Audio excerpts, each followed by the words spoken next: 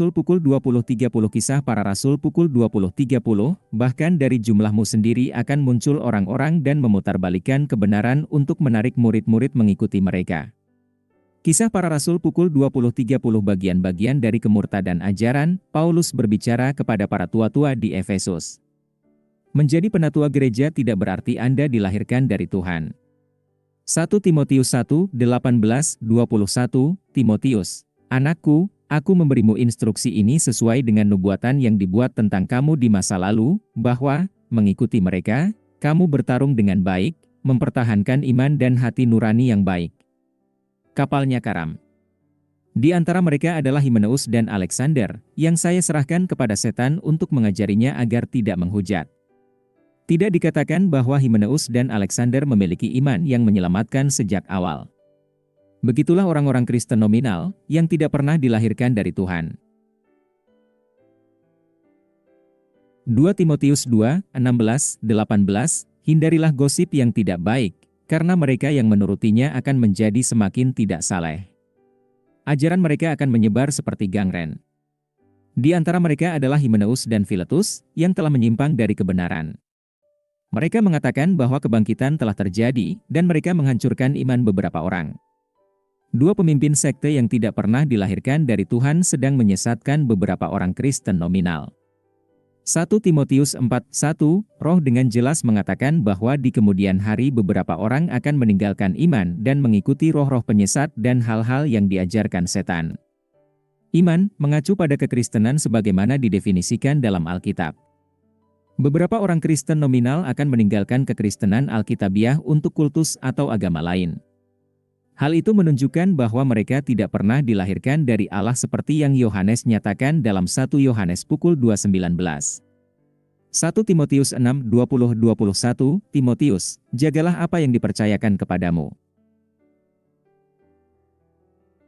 Jauhkan dari gosip fasik dan gagasan yang bertentangan tentang apa yang disebut pengetahuan palsu, yang oleh beberapa orang telah diakui dan dengan demikian telah berpaling dari iman. Kasih karunia bersamamu. Di mana dikatakan bahwa beberapa yang menyimpang dari iman lahir dari Tuhan. Mungkinkah John Wesley menjadi contoh orang yang menyimpang dari iman?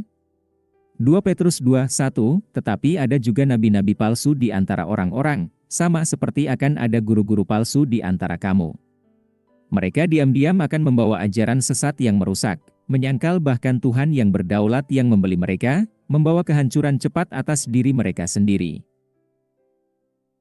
Di mana tertulis bahwa nabi-nabi palsu dan guru-guru palsu ini lahir dari Allah? Yesus berkata, banyak orang akan berkata kepadaku pada hari itu, Tuhan, Tuhan, bukankah kami bernubuat demi nama MU, dan demi nama MU mengusir setan dan melakukan banyak mujizat? Kemudian saya akan memberitahu mereka dengan jelas, saya tidak pernah mengenal kamu. Enyahlah dari saya, kamu penjahat. Jadi, menurut Yesus, orang-orang ini tidak pernah benar-benar dilahirkan dari Allah.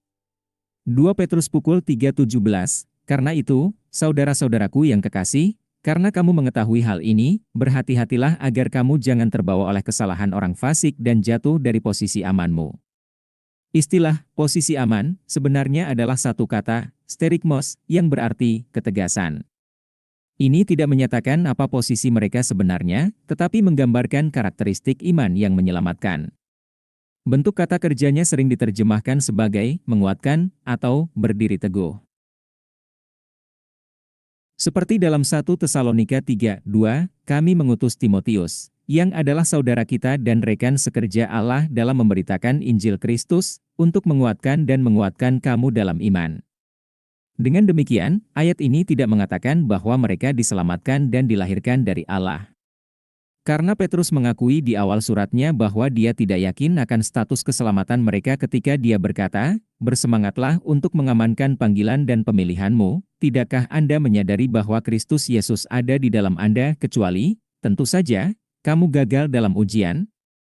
Petrus menulis kepada mereka tidak yakin tentang status keselamatan mereka yang sebenarnya, tetapi yakin bahwa setidaknya mereka mengoreksi pengetahuan Injil, seperti yang dia katakan, kamu teguh dalam kebenaran yang kamu miliki sekarang. 2 Petrus pukul 1:12 Tetapi pengetahuan saja tidak cukup untuk menyelamatkan seseorang jika imannya tidak dicirikan sebagai suatu keyakinan, daripada sekadar opini yang goyah yang dapat berubah dari waktu ke waktu ketika ide-ide lain seperti mitos diperkenalkan. Guru-guru palsu yang dimaksud Petrus di sepanjang surat ini. Dia memperingatkan orang Kristen nominal untuk mengubah kepercayaan mereka kepada Kristus menjadi keyakinan yang tak tergoyahkan yang pasti akan menghasilkan buah dari perilaku yang benar.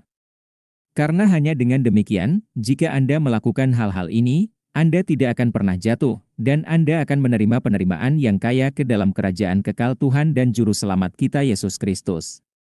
2 Petrus 1, 10, 11, 2 Yohanes 8, 9. Pastikan bahwa Anda tidak kehilangan pekerjaan yang telah Anda kerjakan, tetapi agar Anda dapat sepenuhnya dihargai.